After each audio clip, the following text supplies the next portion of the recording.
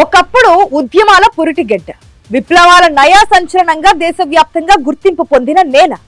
రాష్ట్ర జాతీయ రాజకీయాలను శాసించిన ఎందరో మహామహులను, కేంద్ర మంత్రులను దేశానికి అందించిన చారిత్రాత్మక గడ్డ. కానీ ప్రతి ఎన్నికల సమయంలోనూ ఇక్కడ వినిపించేది ఒకే ఒక్క మాట: భారీ అభివృద్ధి హామీలు, పరిశ్రమల ప్రకటనలు, లక్షలాది ఉద్యోగాల గ్రాండ్ స్టేట్మెంట్లు. కట్ చేస్తే దశాబ్దాలు గడుస్తున్న ఆ జిల్లా యువత తలరాత మాత్రం అంగుళం కూడా మారడం లేదు. చదువు పూర్తవడమే ఆలస్యం. చేతిలో డిగ్రీ సర్టిఫికెట్ పట్టుకొని కన్నీళ్లతో బ్యాగ్ సర్దుకొని కన్న ఊరిని వదిలి నగరాలకు వలస వెళ్లడం, అక్కడో ఇక్కడో సెక్యూరిటీ గార్డులుగానో కూలీలుగానో చేరడం, అదే కాదంటే అప్పులు చేసి గల్ఫ్ బాట పట్టడం.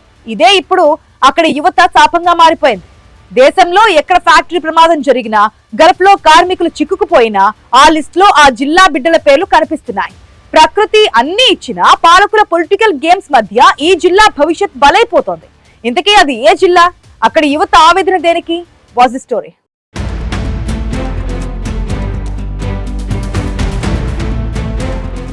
ఉత్తర జిల్లాలో శ్రీకాకుళం జిల్లా అనగానే ఒకప్పుడు వీరగుణమ్మ, నక్సల్బరీ ఉద్యమాల పోరాట పటిమ గుర్తుకొచ్చేది. కానీ ఇప్పుడు దురదృష్టవశాత్తు ఈ జిల్లా పేరు వినపడగానే అందరికీ గుర్తొచ్చేది వెనుకబాటుతనం.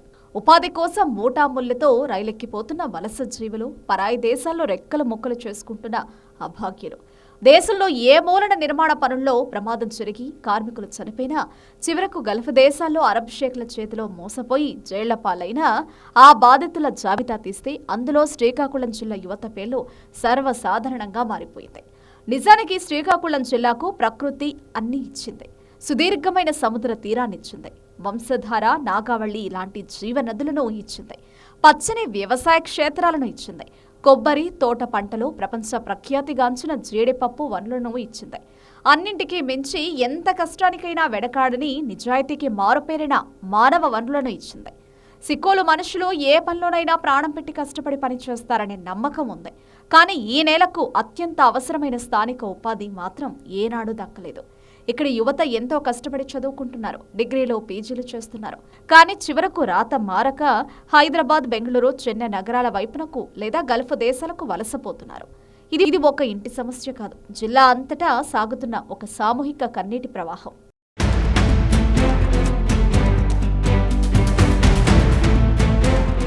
జిల్లాలోని గ్రామీణ ప్రాంతాలకు వెళితే అక్కడ అసలు యువకులే కనిపించడం లేదు. ఇళ్ల నిండా కేవలం ముసలివాళ్లు, పసిపిల్లలు, మహిళలు మాత్రమే మిగిలారు. పండుగలో, పబ్బాలో మాత్రమే ఈ ఊళ్ళు కాస్త యువతరాకతో అలికిడి చూస్తాయి. ఆ 3 రోజులు ముగియగానే మళ్లీ ఊళ్ళన్నీ వలసల బాధతో నిశ్శబ్ద శ్మశానాల్లా మారిపోతున్నాయి. ఒకప్పుడు చైతన్యానికి కేర్ ఆఫ్ అడ్రస్ గా నిలిచి వ్యవస్థలోని లోపాలను నక్సలిజం రూపంలో తుపాకీ గొట్టాలతో ప్రశ్నించిన గడ్డపై నేడు అదే జిల్లాకు చెందిన చదువుకున్న బిడ్డలు కేవలం ఒక 5-10 వేల జీతం కోసం పక్క రాష్ట్రాల కంపెనీల ముందు చేతులు చాచి నిలబడాల్సి వస్తుంది.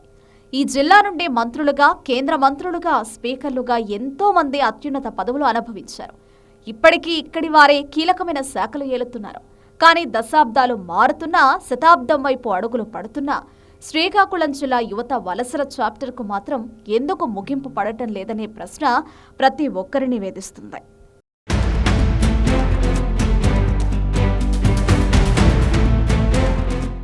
ప్రతి 5 ఏళ్లకు ఎన్నికలొస్తాయి. లీడర్లు మళ్లీ అవే రొటీన్ డైలాగులు చెప్తారు. పారిశ్రామిక కారిడార్లు తెస్తాం, ఫ్యాక్టరీలు కట్టిస్తాం, యువతకు ఇక్కడే ఉద్యోగాలు ఇస్తామంటూ సరికొత్త మేనిఫెస్టోలు చదువుతారు. కానీ శ్రీకాకుళం జిల్లా పరిస్థితి మాత్రం మారడం లేదని విశ్లేషకులు చెబుతున్నారు. జిల్లా రాజకీయం ఎప్పుడూ జిల్లా సమగ్ర అభివృద్ధి చుట్టూ తిరగలేదు. అది కేవలం కొన్ని వర్గాల గెలుపోటములు, 2-3 కుటుంబాల పొలిటికల్ లెగసీని కాపాడుకోవడం చుట్టూనే తిరిగింది. కొత్త నాయకత్వం ఎదగకపోవడం, స్థానిక సమస్యలపై విజన్ ఉన్న లాంగ్ టర్మ్ ప్లాన్స్ లేకపోవడం జిల్లాకు శాపంగా మారింది. వాస్తవానికి శ్రీకాకుళానికి ఉన్న సముద్ర తీరాన్ని వాడుకుంటే పోర్ట్ ఆధారిత పరిశ్రమలు వేలాదిగా రావచ్చు. ఫిషరీస్ రంగాన్ని ఇంటర్నేషనల్ లెవెల్లో డెవలప్ చేయొచ్చు. జీడిపప్పు, కొబ్బరి ప్రాసెసింగ్ యూనిట్లను పెద్ద ఎత్తున విస్తరించి ఆగ్రో ఇండస్ట్రీస్ రప్పించవచ్చు. కానీ ఇవేవీ జరగడం లేదు. ఇక్కడి నుండే ముడి సరుకులు అన్ని పక్క జిల్లాలకు, పక్క రాష్ట్రాలకు తరలిపోతున్నాయి.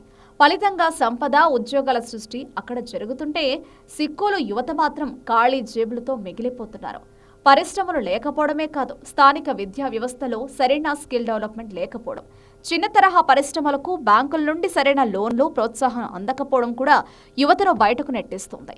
ఇక్కడ ఉంటే భవిష్యత్తు శూన్యం అనే ఒక బలమైన నిరాశ ఇక్కడి కుటుంబాల్లో తల్లిదండ్రుల మనసుల్లో స్థిరపడిపోయింది.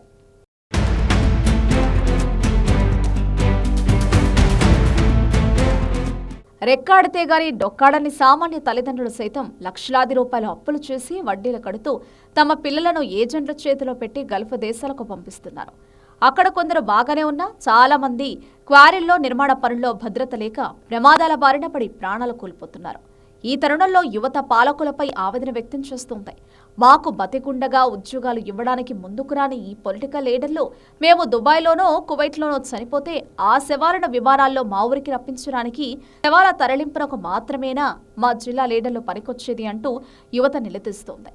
మా జిల్లాలో ఉద్యోగాలు ఉంటే మేమెందుకు 1000 కిలోమీటర్ల దూరం వెళ్లాలని యువత ప్రశ్నిస్తున్నారు. మా దగ్గర సముద్రం ఉంది, జీవ నదులు ఉన్నాయి, గుండె నిండా కష్టపడే శక్తి ఉంది. మరి మా గడ్డపై మాకు బతికే హక్కు, అవకాశాలు ఎందుకు లేవు అని సిక్కోలు సగర్వంగా అడుగుతోంది. ఇది కేవలం ఒక సాధారణ వలసల కథ కాదు. ఒక చారిత్రాత్మక జిల్లా భవిష్యత్తు నెమ్మదిగా ఖాళీ అయిపోతున్న భయానక దృశ్యం. ఇప్పటికైనా పాలకులు, అధికారులు ఈ ఆవేదనను అర్థం చేసుకుని శ్రీకాకుళం జిల్లాలో పరిశ్రమల స్థాపనపై చిత్తశుద్ధితో అడుగులు వేయాలి. లేకపోతే రాబోయే రోజుల్లో సిక్కోలుకు గుర్తుగా మిగిలేది వనరులు కాదు, కేవలం వలసలు మాత్రమే.